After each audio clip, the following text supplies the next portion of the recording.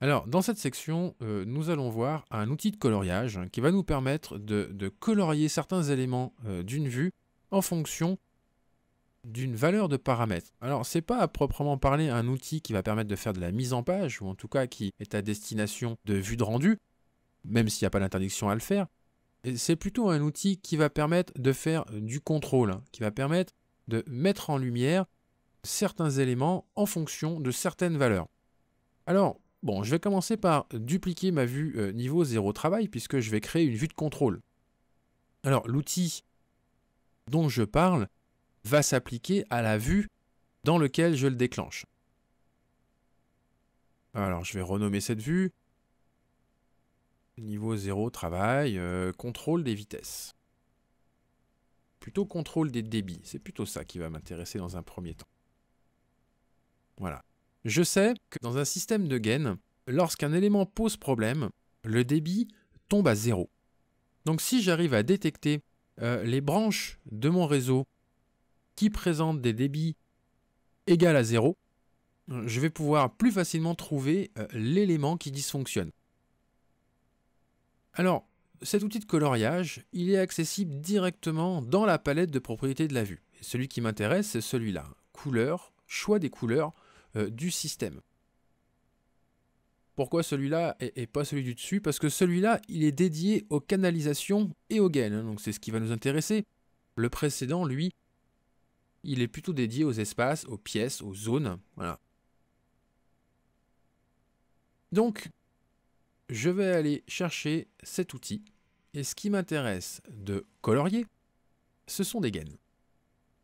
Alors, on a déjà plusieurs schémas de couleurs ici, hein, dont un que j'ai créé qui s'appelle choix motif couleur des gains, débit égal à 0. Alors, ce qui est un petit peu particulier dans cet outil, c'est que je vais, bon, déjà dans un premier temps, choisir le paramètre sur lequel je veux faire du coloriage. Je vais choisir si le coloriage se fait par valeur. Donc à ce moment-là, il va trouver toutes les valeurs de débit présentes dans les gains qui sont dans la vue en cours. M'appliquer un motif de couleur que je peux choisir. Mais ce qui va plutôt m'intéresser ici, c'est de gérer des plages de débit. Il va être en dessous de 1 m3, hein, donc proche de 0, et ce qui va être au-dessus de 1 m3. Alors, ce que je disais tout à l'heure, ce qui est un petit peu particulier, c'est que si je veux agir sur cette ligne-là, je dois rentrer une valeur dans la ligne suivante. Hein. Si ici, je veux les débits qui sont inférieurs à 1 m3, c'est ici que je dois rentrer 1 m3. Voilà. Donc là, je vais gérer deux couleurs. Les gains qui ont un débit inférieur à 1 m3 et les gains qui ont un débit supérieur à 1 m3. Donc, tout ce qui est égal à 0 va rentrer dans cette ligne-là. Alors, une fois que j'ai choisi mes plages, je peux choisir quelle va être la mise en couleur. Hein. Donc ici, une couleur. Alors, je vais prendre plutôt du rouge pour m'alerter sur les éventuels problèmes. Et je peux choisir ici une hachure, hein, un motif de remplissage. Alors, j'ai pas l'exemple, hein, j'ai que le nom de la hachure. Une fois que je l'ai choisi, hein, par exemple, si je prends ici une hachure diagonale, voilà, j'ai le futur résultat hein, qui s'affiche ici dans l'aperçu. Alors, je vais plutôt rester sur un remplissage de solide. Ça permettra de mieux le voir. Et bon, pour la deuxième ligne, je vais plutôt partir sur du vert, puisque ça veut dire que ça se passe bien s'il y a du débit. Et je vais valider ma construction. Alors ici, aucun souci, a priori, tous les débits sont supérieurs à 0. Mais admettons, ici, qu'il y ait une déconnexion à ce niveau-là. Voilà.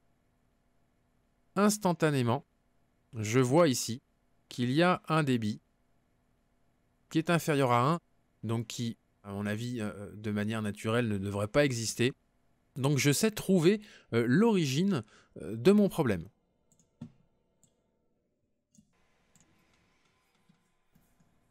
Alors ici, l'exemple concerne les débits. Mais on voit bien qu'on pourrait mettre en lumière tout un tas d'autres caractéristiques de la gaine, notamment les pertes de charge dans cette gaine ou les vitesses qui passent dans cette gaine. En fonction de telle plage de vitesse, je vais mettre telle ou telle couleur, ce qui va me permettre d'identifier à quel endroit de mon bâtiment je suis dans une vitesse adéquate par rapport à la zone ou inadéquate par rapport à la zone. Alors, ces schémas de couleurs, on peut en faire autant qu'on veut. Pour en créer des nouveaux, il faut en dupliquer un précédent et puis changer généralement la valeur qu'on souhaite mettre en lumière, le réglage par plage, par valeur.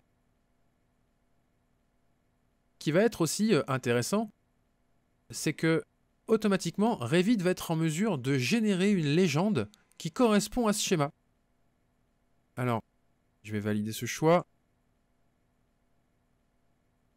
Et ici, dans l'onglet Annoter, je vais retrouver la possibilité d'aller chercher une légende automatique. Alors, moi j'ai fait un schéma de gaine, donc ce qui va m'intéresser, c'est une légende de gaine. Voilà. Automatiquement, il me sort la légende qui correspond à mon schéma. Alors, je peux l'enrichir un petit peu, cette légende.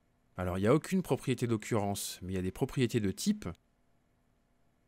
Je vais pouvoir, par exemple, afficher le titre, changer la hauteur et la largeur des témoins. Donc, les témoins, c'est les petites cases de couleurs qu'on voit ici. Je vais pouvoir jouer sur la police, donc la police du texte, la police du titre, en changeant la taille, si c'est du gras, italique, souligné, le type de police, etc.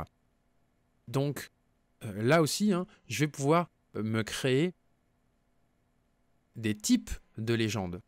Alors, ces motifs de légende, je pourrais en créer plusieurs, les mettre dans un gabarit de projet. Idem, pour ces choix de couleurs de système, je pourrais créer tout un tas de choix de couleurs, les mettre dans un gabarit de projet et y avoir accès très facilement, juste en créant une vue, en allant choisir le motif qui m'intéresse.